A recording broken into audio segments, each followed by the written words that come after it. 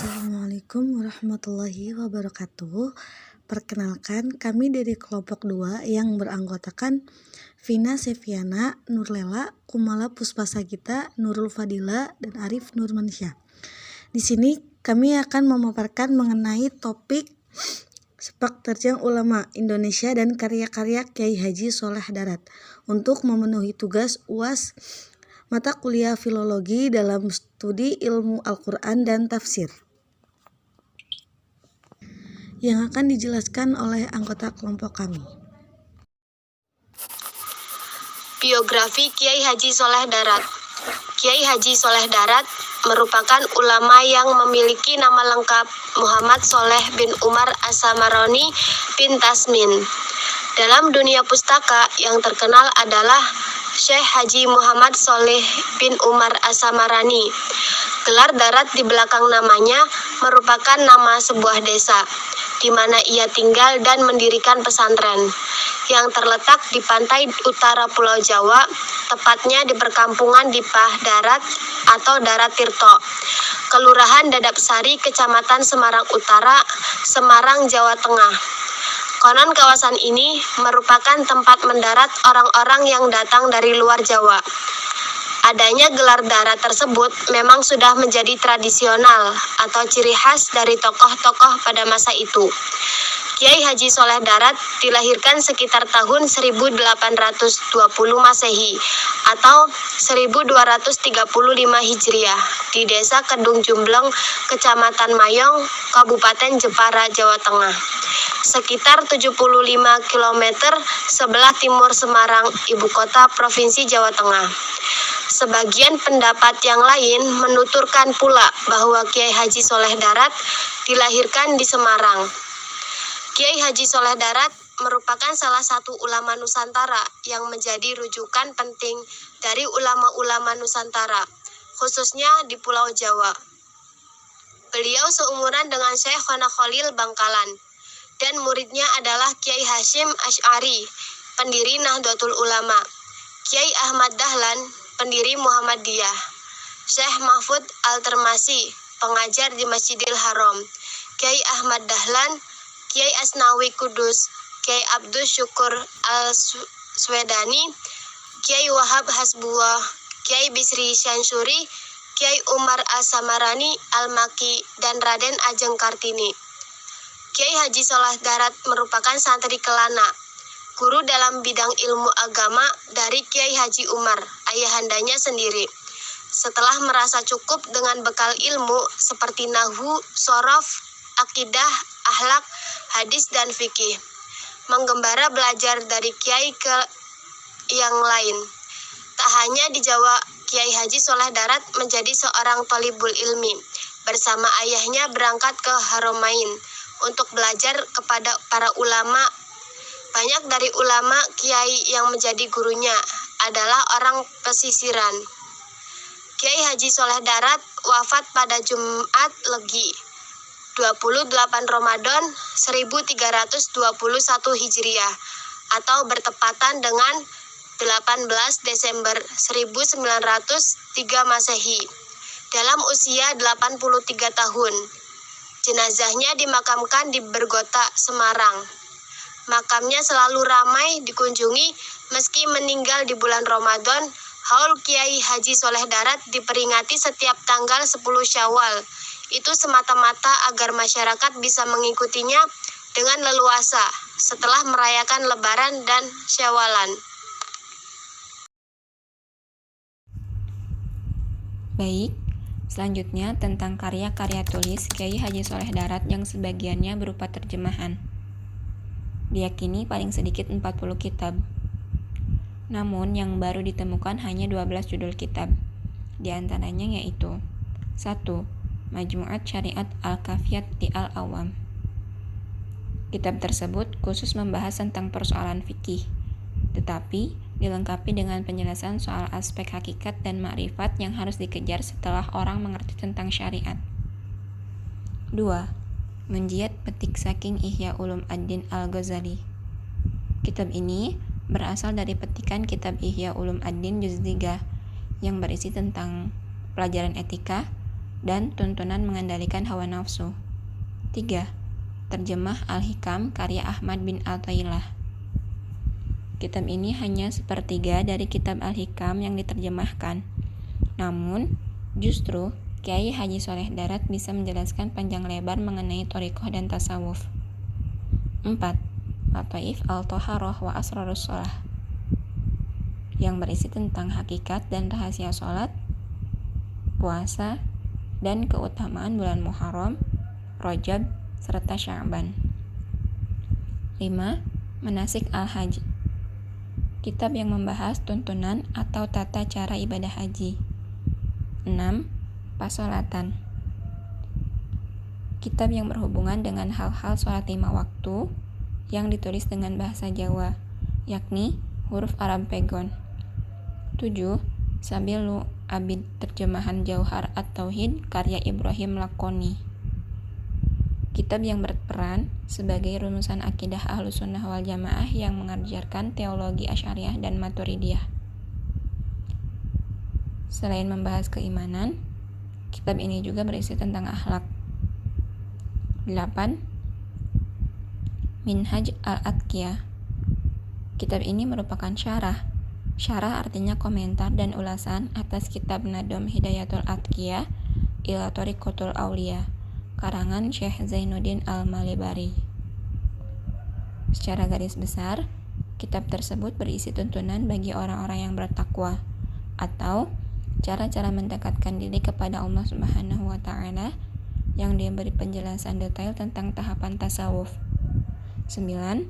Faid Ar-Rahman, pertama kali kitab tafsir Al-Quran yang berbahasa Jawa di Nusantara, yang ditulis pada 5 Rajab 1309 Hijriah atau 1891 Masehi. 10.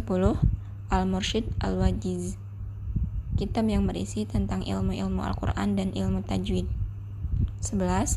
Hadis Al-Mi'raj, kitab ini membahas kisah tentang perjalanan suci Nabi Muhammad SAW untuk menerima perintah sembahyang 5 kali sehari semalam. Dan yang ke-12 yaitu Syarah Maulid Al-Burdah. Salah satu cucu Kiai Haji Soleh Darat, Haji Utsman bin Khalil, menyatakan kitab selain itu yang pernah ditemukan adalah Manaqib Syekh Abdul Qadir Jailani dan kitab Mujarrabat atau kumpulan doa-doa. Selanjutnya ajaran-ajaran Kiai Haji Soleh Darat. Yang pertama yaitu sederhana dan tawadu. Sebagaimana umumnya ulama, Kiai Haji Soleh Darat sangat bersahaja dan tawadu. Akhlaknya sangat terjaga dari kesombongan dalam semua kitabnya. Beliau selalu merendah dan menyebut dirinya sebagai orang Jawa awam yang tak paham seluk-beluk bahasa Arab. Di prolog kitabnya selalu ditulis, buku ini dipersembahkan kepada orang awam dan bodoh seperti saya. Dalam pendahuluan terjemahan Matan Al-Hikam terbitan Toha Putra Semarang tertera, ini kitab ringkasan dari Matan Al-Hikam karya Al-Alamah Al-Arif Billah Asy-Syaikh Ahmad Ibnu Athaillah. Saya ringkas sepertiga dari asalnya agar memudahkan orang awam seperti saya. Saya tulis dengan bahasa Jawa agar cepat dipahami oleh orang yang belajar agama atau mengaji. Bahkan meskipun beliau keturunan Nabi Muhammad SAW, bagi Kiai Haji Soleh Darat, orang dihormati bukan karena keturunannya, melainkan karena ilmu dan amalnya. Yang kedua, giat belajar dan bekerja. Kepada murid-muridnya, Kiai Haji Soleh Darat selalu menganjurkan agar mereka giat menuntut ilmu. Menurut beliau, intisari Al-Quran adalah dorongan kepada umat manusia untuk menggunakan seluruh potensi akal, budi, dan hatinya guna memenuhi tuntutan hidup dunia dan akhirat. Selain itu, beliau adalah seorang ulama yang sangat memperhatikan orang-orang Islam awam dalam bidang agama. Beliau menulis banyak kitab dengan bahasa yang mudah dipahami orang awam, yaitu bahasa Jawa. Kondisi semacam ini saat itu diakibatkan belenggu kolonial Belanda sehingga masyarakat jatuh pada situasi kebodohan dan kemiskinan. Untuk itu, Kiai Haji Soleh Darat ingin membebaskan kebodohan dengan menuntut ilmu yang bermanfaat dan memberantas kemiskinan, dengan mewajibkan bekerja bagi orang awam agar tidak tamak atau mengharapkan harta orang lain, dan tidak menjadi pengemis. Yang ketiga, hanya Aswaja yang selamat. Kiai Haji Soleh Darat dikenal sebagai ahli ilmu kalam. Dalam kitabnya Terjemah Sabil al-Abid al-Jauhar at-Tauhid, beliau mengemukakan penafsirannya terhadap sabda Rasulullah SAW mengenai terpecahnya umat Islam menjadi 73 golongan sepeninggal beliau dan hanya satu golongan yang selamat. Menurut beliau, yang dimaksud Nabi Muhammad dengan golongan yang selamat adalah mereka yang berkelakuan seperti yang dilakukan oleh Rasulullah, yaitu melaksanakan pokok-pokok kepercayaan Ahlus Sunnah wal Jamaah, Asy'ariyah, dan Maturidiyah. Yang keempat, melawan Belanda dengan fatwa. Kiai Haji Soleh Darat menggunakan fatwa agama untuk melawan penjajah Belanda. Masyarakat diajak berjuang dengan totalitas pikiran dan perbuatan. Beliau tanamkan di sanubari, masyarakat Belanda itu musuh agama. Barang siapa yang bekerja sama atau meniru perbuatan kaum Belanda yang kafir, maka hukumnya orang tersebut telah kafir murtad dari Islam. Haram hukumnya, bahkan termasuk murtad orang yang berpakaian atau berperilaku menyerupai orang kafir sewaktu mendatangi kantor VOC. Ia masuk dengan kaki kiri terlebih dahulu, disamakan dengan masuk kakus atau WC. 5. Karomah Kiai Haji Soleh Darat. Sebagai wali Allah Subhanahu wa Ta'ala, Kiai Haji Soleh Darat juga dikenal memiliki karomah. Makamnya pun menjadi tujuan ziarah banyak orang. Salah seorang wali terkenal yang suka mengunjungi makamnya adalah Gusmi atau Kiai Haji Hamim Jazuli.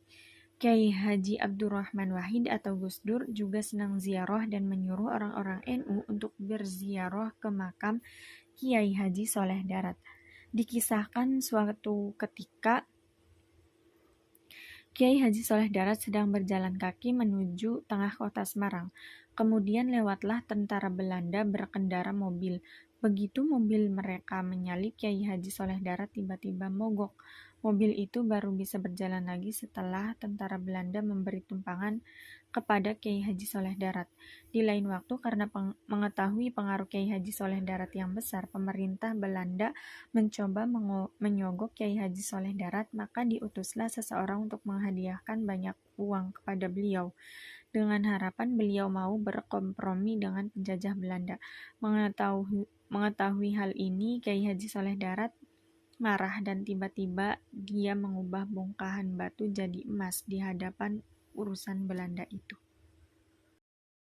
Dalam konteks transmisi keilmuan Islam ke Nusantara, Kiai Soleh Darat berkontribusi besar melalui karyanya yaitu Al-Mursyid Al-Wajiz dalam memberikan semangat dalam membangun masyarakat, khususnya di Jawa Tengah.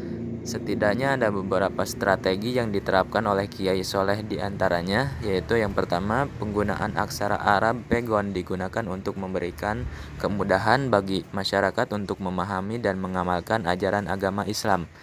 Yang kedua, berkarya sebagai usaha transmisi keilmuan dari pusat peradaban Islam yaitu Haramain ke Islam lokal, sehingga ilmu tersebut tetap terjaga orisinalitasnya dari generasi ke generasi.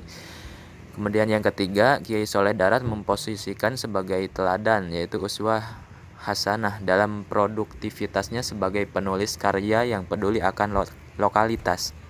Melalui strategi tersebut, beliau memberikan kontribusi besar dalam mengembangkan studi Al-Quran di Nusantara, di mana unsur lokalitas menjadi ciri khas.